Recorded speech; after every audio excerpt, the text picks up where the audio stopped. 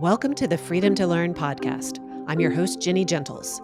This season, we're diving into what it means to return education to states, communities, and families. And we're exploring what becomes possible when education is freed from union dominance and federal control. Professor William Jacobson joins Freedom to Learn today to discuss the Legal Insurrection Foundation and Defense of Freedom Institute's new report, Intersectionality, the Rise of a Dangerous Anti-American Ideology and How to Stop It.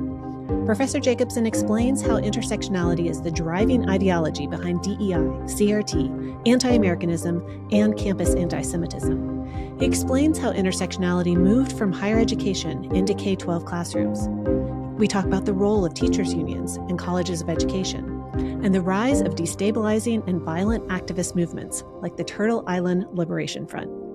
Professor Jacobson also lays out a proposal for a new executive order and federal guidance explicitly addressing intersectionality as part of existing anti-DEI efforts, along with legal, administrative, and congressional actions that he believes are necessary to push back against discriminatory practices in education. William A. Jacobson is the founder of Legal Insurrection and the Legal Insurrection Foundation. He's a clinical professor of law and director of the Securities Law Clinic at Cornell Law School.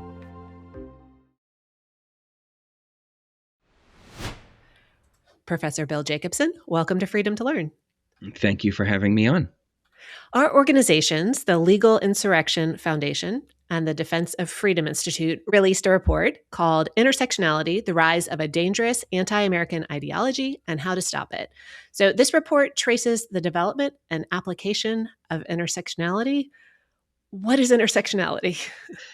Well, intersectionality is a word that's been thrown around for a while, but most people don't understand. It is in many ways the mother's milk of critical race theory and diversity, equity, and inclusion. So intersectionality was actually developed as a fairly benign employment law doctrine in the late 1980s by the same woman who coined the phrase critical race theory. What it says is how it originally developed in employment law is that focusing on Black women, they have two intersecting identities, female and racial, that could have multiple forms of discrimination. So as an employment doctrine, it made sense, but it has morphed into an identity doctrine, a group identity doctrine, where everybody is viewed and everybody is judged based on their group identity. And so intersectionality gave rise to critical race theory, gave rise to diversity, equity, and inclusion. And I teach on a campus. Intersectionality is the dominant ideology. People don't use that frequently, the term critical race theory, although it's used. They do use diversity, equity, and inclusion, although they've run away from it. But intersectionality is the dominant doctrine on college campuses. I see that firsthand. And it is untouched by a lot of the pushback against critical race theory and DEI that we see, because people don't understand what the origin of those doctrines and those practices are. So the report describes intersectionality as dividing people into marginalized or privileged categories and saying that they're entitled to different treatment. That sounds a lot like CRT. And is that because, like you said, it's the mother's milk? It fed this CRT system? Yes, group identity is the campus focus, and it manifests itself in critical race theory, which is a toxic term now they never like to use, but most practically in diversity, equity, and inclusion, where everybody is assigned a group identity. And those group identities are then used to build coalitions. That's where we get into the anti-Americanism, the anti-Westernism, the anti-Semitism that we see on the campuses, because they view everything as people of color versus white oppressor. And that is the dominant narrative. That is an intersectionality narrative that then manifests itself in other ways. And that's why they consider the United States illegitimate, because it is a white oppressor society, and coalitions of color, they refer to it, need to fight back against that. And so it is, the poison running through the veins of the higher ed system, and increasingly K through 12, which is everybody identifies not the way our Constitution says you should identify, which is an individual, endowed by your creator with certain inalienable rights. No, you're a member of a group. And it's essentially the balkanization of our society and the forming of coalitions along group identity. And that's why it's so dangerous. And that's why it's given rise to these other practices. Well, I want to dig into two things that you said there. One, what's happening in K-12 specifically, and then why is it so dangerous? I wonder if we've been hearing the terms DEI and CRT for so long that we're getting a little numb to them. And we can't, according to what you've said in this report and what your organization is arguing for. So where are the dangers in this? Yeah, well, I'll give you a perfect example, which is a teacher we brought forward on my website multiple years ago. A white teacher in an almost entirely non-white school district, Providence, Rhode Island. And she got along with the students great for 20 years. Then they switched the curriculum. This is K through 12. They switched the curriculum and brought in the CRT DEI curriculum. And they literally threw out the classic books on the shelves. Kind of creepy. They came through the classrooms and pulled them out and threw them into dumpsters and substituted essentially propaganda pamphlets along CRT lines, white oppressor versus non-white oppressed. And she described how in just the course of a year or two, the students turned against her. And most importantly, the students turned against their country. In Rhode Island, they're required to recite the Pledge of Allegiance. Now, any student doesn't have to. They have a constitutional right not to. But the class needs to do it. And they stopped standing for the Pledge of Allegiance and stopped reciting it. And they started to refer to her as America. You're America because you're white. We're not America because we're not white. And that's the danger. And that's why we're trying to call attention to this. That's why we're sounding the alarm. People don't understand that these practices that turn students against their country emanate from an ideological view that you're a member of a racial or ethnic group. You're not a member of the United States. And what they do is they turn students against each other. They turn students against their teachers, and they turn students against our country. And you see it on the streets almost every day now in the news, how that has happened. And that's why we view this as a very particularly dangerous ideology, because it's attacking our system. Another example I give you, which is mostly, I believe, in higher ed, it might be in K through 12, which is land acknowledgments. At Cornell, every official event needs to start off with a fairly lengthy land acknowledgement. That's still happening? That's still happening, absolutely. And I can sum up the land acknowledgement very quickly, although they don't say it this bluntly. We're an illegitimate country. We're on stolen land. We have no right to be a country. I mean, that's what it is. And every official event needs to start with that. And the way I would say, focusing on K through 12, this all started on the campuses, but it has moved into K through 12 because we've graduated one, maybe two generations of students who are steeped in this ideology. And particularly the teachers' unions are a problem. We do a lot of work both in K through 12 and higher ed, although mostly my organizations are focused on higher ed. But every place we go in K through 12, we bump up against the teachers' unions. Mm-hmm. They push this ideology. They use their political power to make sure it sticks. They are the driving force. And K through 12, we're increasingly seeing this ideology. Now, the good news is also the bad news. The good news is there is substantial and meaningful pushback in red states, because education at K through 12 still is mostly directed at the state and local level. But in the blue states, it's actually getting worse. In Rhode Island, in New York State, it's actually getting worse. And so it's deeply in K through 12, and it's very troubling, like the example I gave you. And we've documented it, and she's spoken publicly about her experiences in the system. It is really poisoning students against their country. And that's why you see the rise of groups like Antifa. You see the rise of groups who may not speak in racial terms, but are taught to hate our country. And one of the examples in the report is the Turtle Island Liberation Front. Turtle Island, I don't know. Have you ever heard of Turtle Island? I've heard of it recently, both because that organization started getting some attention. Yeah. Another report that DFI put out, Yeah. graduate student unions, and they like to use that term, Well, Turtle Island. congratulations. You're one of the few people off a campus who's actually heard of it. Anybody who's on a campus knows exactly what Turtle Island is. It's connected to the land acknowledgments. Turtle Island is a Native American term, and there's some dispute how much it was used, but the activists have seized on it. Turtle Island is what they call the landmass we call the United States and North America. They do not recognize the United States as a legitimate entity. It is Turtle Island. It is getting back to the mythical Native American indigenous conception of this landmass. And so Turtle Island Liberation Front is in many ways the classic intersectional group. And Turtle Island Liberation Front is in the news because they were recently, or many of them were recently arrested by the federal government for plotting various crimes and carrying out apparently various crimes. When you say crimes, violent crimes. Violent crimes, yes.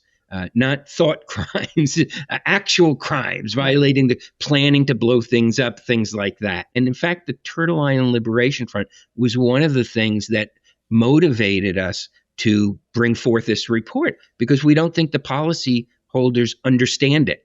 They kind of understand CRT, they kind of understand DEI, but they don't understand intersectionality. And intersectionality is driving the anti-Americanism in the streets we see, the anti-Americanism in the colleges, and increasingly K through 12. And it's actually the ideology that supports domestic terrorist groups. And that's why we issued the report, and we're very happy DFI was able to cooperate with us on that. I feel it was a good cooperation, and we're moving forward.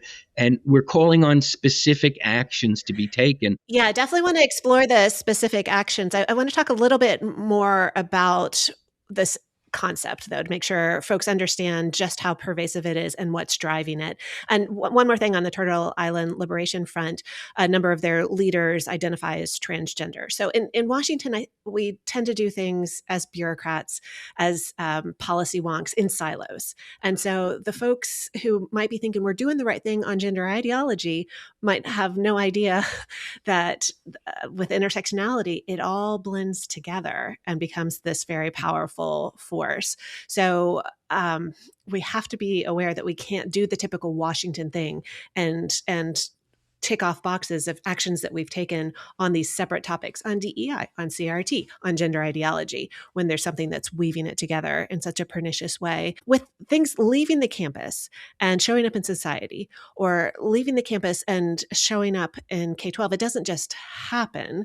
It's not just that students, happen to walk by a protest and kind of caught the feels of intersectionality. I wonder if you have any thoughts on kind of what colleges of education are doing to train up these teachers and to unionize the teachers so that they then go and preach this when they show up on elementary and secondary campuses. Yeah, the colleges and the programs that train people to become teachers are notoriously the most left-wing, the most quote unquote woke programs there are. So they're training teachers to push these ideologies. And when the teachers get on the job, that's exactly what they do. And so the teachers' colleges, for want of a better word, are really a fundamental problem. The people who go into K through 12 education as teachers, a significant portion of them have been specifically trained in these ideologies, and they're backed by the teachers' unions. And so that's the problem in K through 12. This is very heavily teacher focused. There are many of the foundations that fund the K through 12 curriculum and the K through 12 push to racialize everything. They're all supporting this. I mean, it is absolutely astounding how much money they seem to have. It seems to be a bottomless pit of money, despite what the media says about all the right-wing groups who are getting all this dark money. In fact, it's just the opposite. We're constantly astounded, and we've been covering education at various levels for almost 20 years now. We're constantly astounded at how well financed even groups you've never heard of, groups who popped up yesterday, seem to have limitless funds from major foundations that would shock people. The Rockefeller Brothers Fund funds a lot of the anti-Israel movement in the U.S. and on campuses.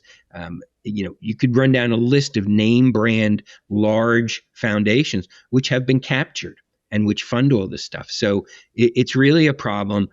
At the state level, they can make a difference. I think at the federal level, they can too, and they're trying, but people need to understand how deeply entrenched this is. Right. And the anti-Semitism is another topic that we should cover and that the report covers. You give specific examples of union-driven curriculum and materials that's getting pushed out into the schools by the Massachusetts Teachers Association, for example. It seems like a lot of these unions have Educator for Palestine, kind of anti-Jewish, anti-Israel, anti-Zionist factions that are very powerful. Could you speak a little to that? Yeah, and we've seen this. This is again something else that started on campus. We've seen a push through the so-called boycott, divestment, and sanctions movement for 20 years to purge anyone who is pro-Israel from academia, to boycott them. And that works out in various ways now in the K through 12 teachers unions. Massachusetts is perhaps the most notorious. That what we see constantly is institutional capture.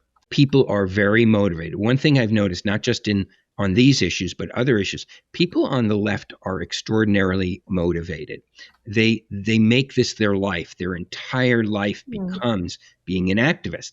People right of center is like, I've got other things to do. I've got a lot. I can't devote myself 100% of the time to fighting these people. But the people who are pushing this are absolutely motivated. They are possessed in many ways over years and years and years. And they eventually take over institutions. One of the first that I covered major was, the American Studies Association. This was in 2013 and 2014. The first major faculty organization to endorse the boycott of Israel in 2013. And they did it in classic ways. First, their members took over subcommittees. Then they took over committees. And then the committees proposed referendum. And then they packed the membership. They got people to join so that when it finally came to a vote, the people who joined with the existing activists were able to pass resolutions, and they were the only ones who voted. So approximately 20% of the membership voted to boycott Israel because nobody else cared. And now the institution's completely captured. Is this what the long march through the institution? March through institutions, absolutely. Exactly. Very strategic. You take over the subcommittee, you take over the committee, you stock the membership with people who agree with you, and all of a sudden you've captured an entire organization by 20% of the vote, because most people don't bother to vote. So it was a majority of the people who voted, but so few people voted that they were able to pass it. Now it's a completely captured institution. Same with the American Association of University Professors, which once was the gold standard for academic freedom, has been completely captured by anti-Israel activists. The president, I think he's still president, but the president is a professor at Rutgers who's openly anti-Zionist and openly an activist, now leads the organization supposedly devoted to academic freedom, and caused the organization to scale back its opposition to systematic academic boycotts. For decades, they were opposed to that. All of a sudden, they get captured, and now they withdraw the opposition. So this is a real problem, and we need to understand that we're dealing with a system where the major institutions have been captured.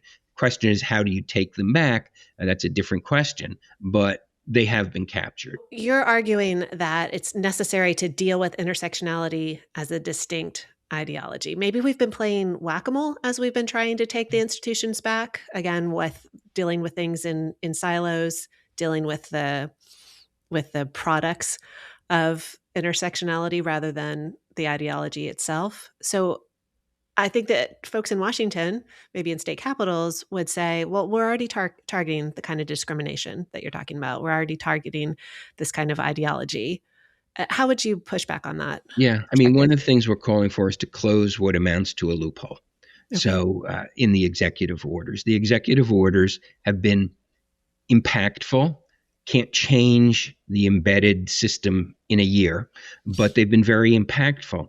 But and DEI and CRT at the college level, and to some extent on the K through 12 as distinct ideologies, are in the retreat. I mean, schools are rebranding. They're staying away from the language. I'm not sure they've really changed their attitudes, Right. but they are. But intersectionality has been untouched, and it's the same ideology. And so, what we're calling on is the administration to close that loophole.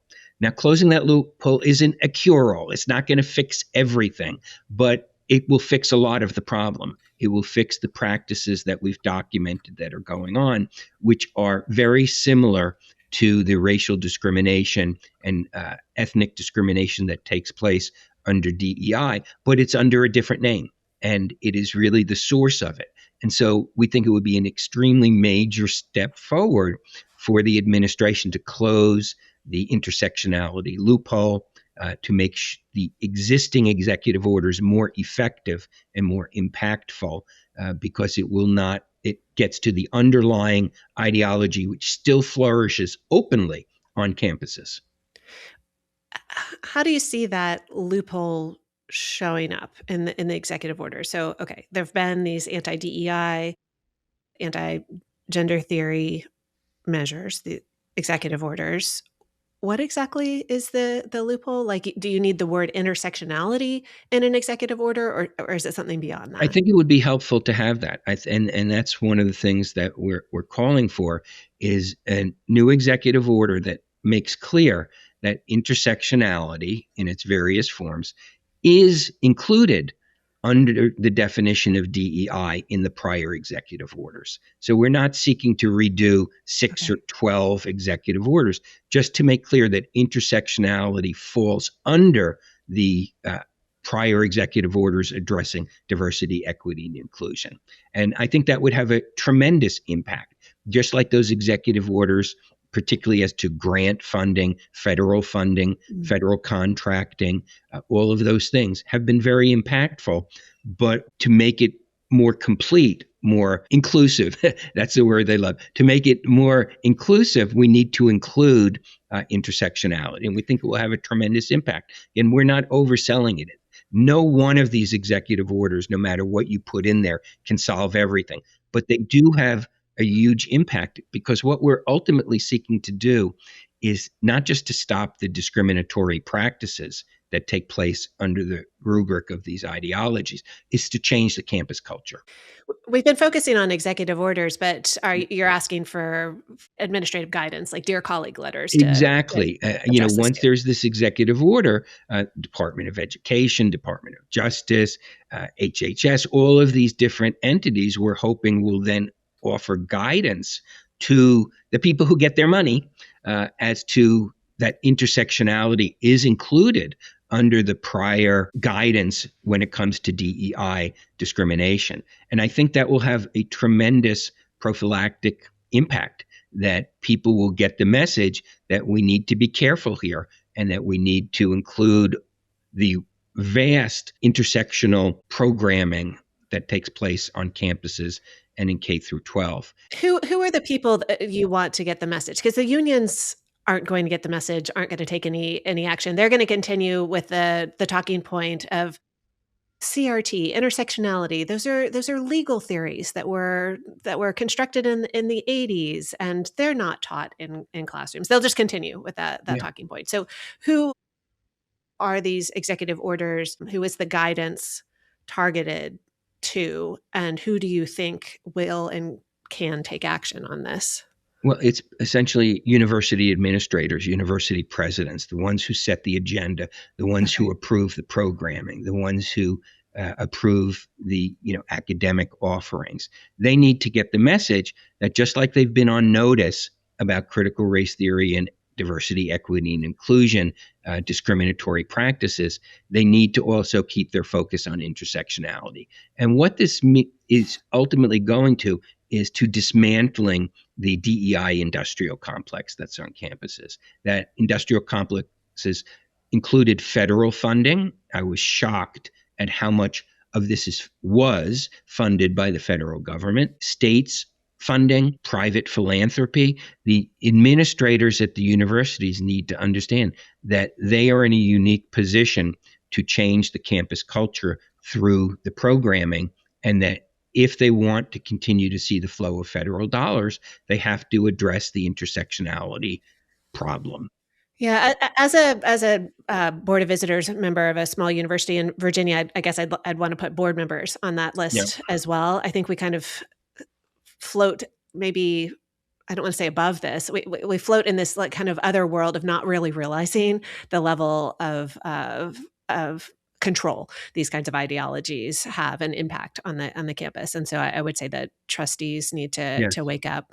Yeah, when you talk about the level of federal funding, that's actually one of the recommendations in the report as well, like directing federal funding only towards projects and programs that produce meritorious research and education in the national interest. Like, stop funding this garbage. And you point out the fiscal year 2026 presidential budget request, but it showed up in the FY27 budget request too. They propose to stop funding this stuff. Who needs to really wake up on this? I would say Congress needs to. The administration knows what's going on, but Congress likes to just shell out funds without thinking this through. Yeah, well, Congress, Republicans in the Congress need to make sure that there aren't specific provisions funding these things. Yeah, because that's what you run into a court fight over, is when the administration refuses to spend money that has been specifically targeted by Congress. So Congress doesn't need to do anything negative. They don't need to say, don't fund something. I mean, that would be great if it happened, but it's probably not going to happen. But they need to scrutinize these bills that come through and make sure that there's no targeted money for these intersectional CRT, DEI, racialized programs. The administration, though, still has discretion on how things are handed out and what they are. And that's why I think the departmental level would become very important, because they're much closer to the issue than the White House is. But a push from the White House to identify intersectionality as part of the problem, I think, would go a long way towards encouraging the departments to issue their own guidance. And you're right. I think one of the most wrongly ignored components of this are boards of trustees, boards of visitors. They actually are ultimately responsible for the university, and they get very little attention in this whole equation. And maybe I'm guilty of that too. I focus on the presidents and I focus on, the deans and things like that. Yeah. But if they're captured, that's harder. But getting the boards of trustees more involved, I know it's difficult, but I think that's important, because they ultimately are responsible for the university. Well, Bill, I suggest that your team kind of swing by the annual gathering of the organization that trains up the board members, because it's very much a resist mentality there, and they want to continue on with the kind of things that you're saying are deeply unhealthy. So if the board members are getting trained up and encouraged to embrace intersectionality, then we've got a problem. And I would say we do have a problem. Okay, lawsuits, definitely another tool, and one that you recommend as a way of dealing with this. So lawsuits against discriminatory practices arising from these policies premised on intersectionality. What can lawsuits do? And do you have some examples of success to point to on that front? Well, my organization, Legal Insurrection Foundation, has a project called the Equal Protection Project, equalprotect.org. And we've worked mostly through administrative remedies, because we're talking about practices here that violate the Civil Rights Act. And that's what we're always clear. We've never challenged a program merely because it was DEI. But most of these practices, and it's the practices that the administration has addressed, most of these practices are in fact unlawful discrimination in violation of the Civil Rights Act of 1964. For public universities, the 14th Amendment to the Constitution, Equal Protection Clause, and it almost always violates state law. And in every single case we've brought, it also violates the school's own non-discrimination policies. So holding them to their own set of rules is extremely important. And we've had very good success. We've challenged, I think it's approaching 300 universities and colleges regarding over 800 programs. And in several hundred of them, we've seen the programs reworked.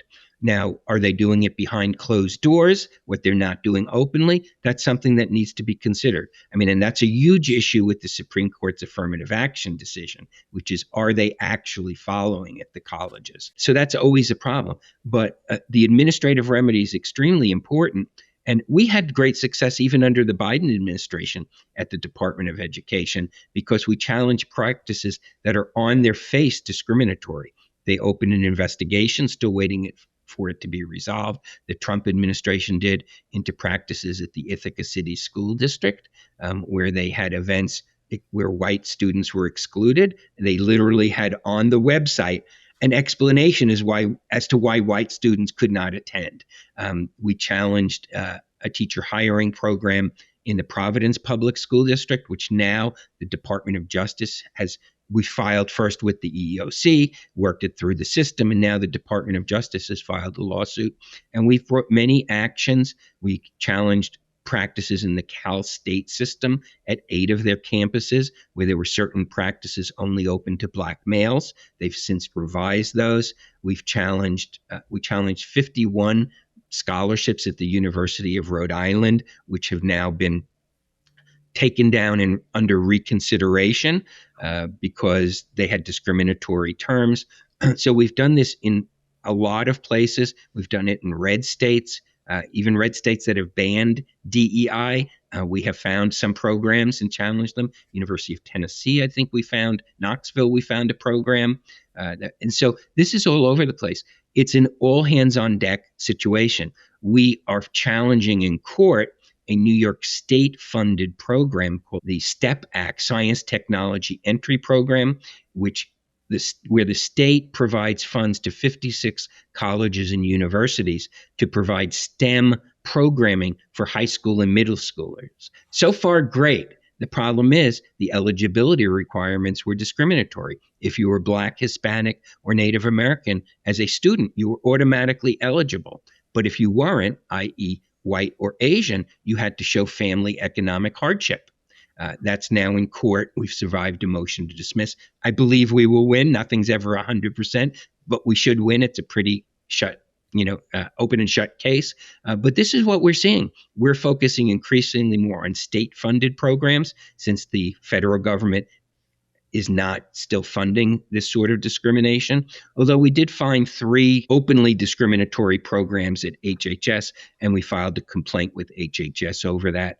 It's like trying to get soap out of a sponge.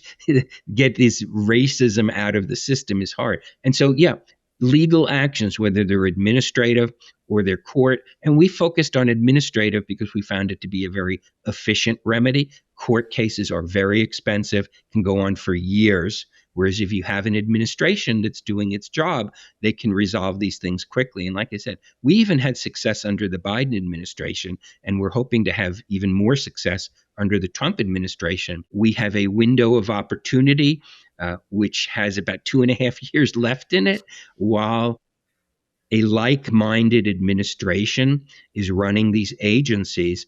The agencies need to get more aggressive on this, and they need to act on the complaints from us and DFI and other groups expeditiously, because we're all seeking the same goal, which is a non-discriminatory educational environment. The things we say we are for, the things every single school we've challenged says they are for, but they're just not doing it. And so I think lawsuits, administrative claims, all of the above. Right. Congressional hearings. We don't want to totally let Congress off the hook here. I hope we can get a congressional hearing or subcommittee hearing on the intersectionality issue, because that's part of the education process, national education process. Look at what the hearings regarding campus anti-Semitism did. Yeah. Really changed in many ways the trajectory of the education system in the nation. We want it all. We want executive orders, guidance from departments, funding more clearly targeted to things that are civic-minded as opposed to race-minded, and, of course, congressional hearings to shine a huge spotlight on the issue. So this report, I encourage people to read it. This report lays out many choices, and it's not one or the other. It's all of the above because the problem is so deeply embedded. As we conclude, I love to have my guests tackle the myth that bothers them the most. So is there a myth about intersectionality that you'd want to tackle today? Well, I think the biggest myth is that we are a systemically racist society. Maybe you could make that argument 100 years ago. Maybe you could make it 70 years ago. You cannot make it in 2026. In fact, what we see everywhere is over the top, sometimes unlawful efforts to make sure we are not discriminatory. There is no embedded discriminatory agenda in our country. Unfortunately, the fight against discrimination has led to a form of discrimination. And so that is the biggest myth I see, is that we are systemically racist. But in terms of countries that have diverse populations, we are probably the least racist in the world. It is not systemic. And really, to the extent there is systemic racism in the education system, it's the DEI and the CRT and the intersectionality that are pushing it. SPLC may be the best example. It was so hard for them to find actual racism. The government alleges they created it and they funded it. And so that's the biggest myth, is that we're a systemically racist society. It's an insult to our society, and it's an insult to students because it sends the message that because of the color of your skin, you might as well just give up. And that's a really damaging sort of message. So that's my message: is we are not a systemically racist country. We're just the opposite. We go to enormous lengths to prevent racism in this country, and that should be recognized and celebrated. How can people follow the Legal Insurrection Foundation's work? Sure. Well, we have multiple websites. So legalinsurrectionfoundation.org is the foundation's website. We're better known from our blog, legalinsurrection.com, which has been around since 2008, and the Equal Protection Project, which is equalprotect.org. Well, Professor Jacobson, thank you for your commitment to free speech, to academic freedom, to our country, and thank you for joining Freedom to Learn. Thank you for having me on. Freedom to Learn is a production of the Defense of Freedom Institute. Learn more about our work at dfipolicy.org. We'd love to hear your thoughts. Send feedback, questions, and episode ideas to podcast@dfipolicy.org. And if you enjoyed today's conversation, please follow and review Freedom to Learn on your favorite podcast app and share it with a friend.